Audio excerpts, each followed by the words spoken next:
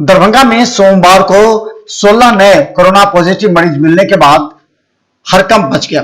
गौरतलब है कि दरभंगा के बहेरी में 3, जाले में 7, हनुमान नगर में 2, बहादुरपुर में 2, सदर में 1 कोरोना पॉजिटिव मरीज मिलने के बाद सील इलाकों के परिजनों के सैंपल लेने के लिए आज मेडिकल टीम पहुंची उन इलाकों में। नहीं, हमने यहाँ जब सील किया तो इस एरिया में जो भी लोग हैं उन लोगों को मैंने हिदायत दिया था कि भाई आप लोग घर के अंदर रहें, किसी के संपर्क में ना रहें, घर से बाहर ना निकले। फिर भी लेकिन हमारे जाने के बाद ये लोग घर से बाहर निकल रहे हैं, बाजार में घूमते हैं, मोहल्ला में घूमते हैं, हमारे बातों को नहीं मान रहे हैं। तो क्या पीतूगाछी वार्ड नंबर 22 फुलवाड़ी में आए हैं। यहाँ पर कोविड-19 पॉजिटिव पेशेंट निकला था, इस कारण से हम लोग को सर्वे करने के लिए यहाँ भेजा गया है। हम लोग 6 लोग से आए हैं जो 2 भाग में डिवाइड हो गए हैं और अलग अलग जगह पे सर्वे के बाद क्या मेडिकल भी जांच होगी? उसका अभी पता नहीं, ये रिपोर्ट वहाँ जाएगा उसके बाद ही पता चलेगी। आप लोग क्या क्या उसमें पूछताछ करेंगे? अगर बीमार है कि नहीं, सर्दी खांसी बुखार है कि नहीं किसी को, यही सब, और घर में कुल कितने सदस्य हैं, कोई बाहर से भी आए हैं कि नहीं, ये सब के बारे में पूछना है। क्या नाम है आपका? मेरा नाम रंजीता कुमारी। आज 2 महीने के बाद पहली बार दरभंगा से बिहार संपर्क क्रांति दिल्ली के लिए रवाना हुई। गौरतलब है कि इसमें कुल 413 यात्री शामिल थे। अब सरकार के निर्णय के अनुसार प्रत्येक दिन दरभंगा से दिल्ली के लिए बिहार संपर्क क्रांति चला करेगी। इसे लेकर के 3 घंटा पहले ही दरभंगा रेलवे स्टेशन पर पहुंचना अनिवार्य होगा और सबों की जांच की जाएगी। अच्छा लगा, खुशी हुआ कि हम लोग पहले लोको पायलट और असिस्टेंट लोको पायलट है जो हम लोग गाड़ी को परिचालन करेंगे यहाँ दरभंगा से सोनपुर के लिए, और हम लोग का फूलमाला से स्वागत किया गया, अच्छा लगा। ये दरभंगा सेक्शन से समस्तीपुर के लिए इलेक्ट्रिफिकेशन का पहला गाड़ी चल रही है, 02565, और इसको इलेक्ट्रिक के लिए बहुत गर्व की बात है और खास करके दरभंगा के लिए बहुत गर्व की बात है। काफी दिनों से मांग किया जा रहा था इलेक्ट्रिक इंजन का, जो आज हम इस ट्रेन में जा रहे हैं। पहली दफा इलेक्ट्रिक इंजन जो दरभंगा से दिल्ली के लिए जा रही है बिहार संपर्क क्रांति स्पेशल ट्रेन में सर, ये बहुत खुशी की बात है हम लोगों के लिए सर, और ये सौभाग्य हम लोगों को प्राप्त हुआ है कि जो पहली ट्रेन चली है इलेक्ट्रिक इंजन वाली, उसमें लॉकडाउन में 1 तारीख तक। अच्छा, क्या क्या दिक्कत हो रही थी? यहाँ तो काफी दिक्कत है सर, यहाँ तो बहुत दिक्कत। लॉकडाउन 5 के बाद एक निर्णय के अनुसार दरभंगा के मंदिर एवं मस्जिद भी खुलेंगे 8 जून के बाद। इसे लेकर के दरभंगा के श्यामा मंदिर परिसर में श्रद्धालुओं का आना जाना जारी रहा। गौरतलब है कि मंदिर के पुजारी के द्वारा अब श्यामा मंदिर के आसपास सैनिटाइजेशन का काम एवं साफ सफाई का काम जोरों पर है। गौरतलब है कि सरकार के निर्णय के अनुसार 8 जून के बाद मंदिर परिसरों को श्रद्धालुओं के लिए खोल दिया जाएगा। इसे लेकर श्यामा मंदिर सहित कई मंदिरों में आज श्रद्धालुओं की संख्या बढ़ती दिखाई दी एवं श्यामा मंदिर के पुजारी ने आज विधिवत मां श्यामा की पूजा अर्चना की एवं साफ सफाई के साथ सैनिटाइजेशन का कार्य प्रारंभ कराया। कारण से भी बहुत दिक्कत है, अगर है पड़ जाएगा तो बहुत है। बाहर से भी माता का दर्शन है तो दर्शन ही हुआ, और दर्शन करना हम अंदर भी मंदिर के अंदर भी जाकर उनका दर्शन ही करते हैं, बाहर से भी उनको प्रणाम करेंगे तो दर्शन ही होगा, और आशीर्वाद कहीं से भी मन से अगर प्रणाम करेंगे तो माता का दर्शन ही होगा, माता का ही आशीर्वाद प्राप्त होगा।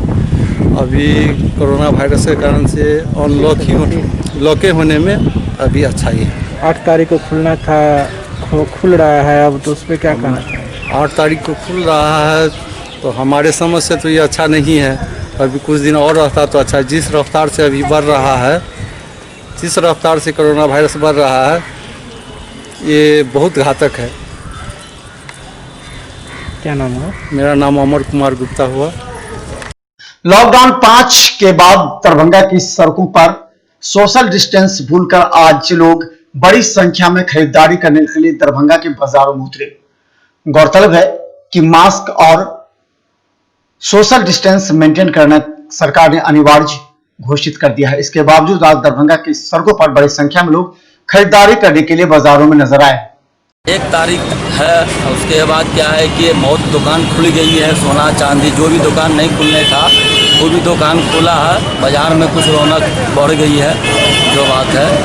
उसके बाद लॉक चौक भी नज़र आ रहा है, दूर से भी गाड़ी उड़ी आ रहा है, बाहर से भी पब्लिक को भी आ रहा है। 3 महीना के बाद आज कैसा रहा? आज बहुत अच्छा लग रहा है, कापड़ चौक दरभंगा अच्छा लग रहा है। लॉकडाउन में खुली है तो बहुत अच्छा लग रहा है, मार्केट में पब्लिक कुछ लॉक चौक चल रहा है।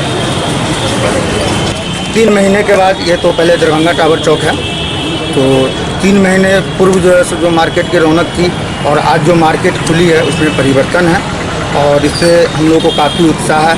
थोड़ा सा आवागमन का रोटेशन बन रहा है, लोगों को आने जाने में अब कोई दिक्कतें नहीं हो रही है, बाजार का रौनक बढ़ चुका है। लोग सोशल डिस्टेंस का पालन या मास्क।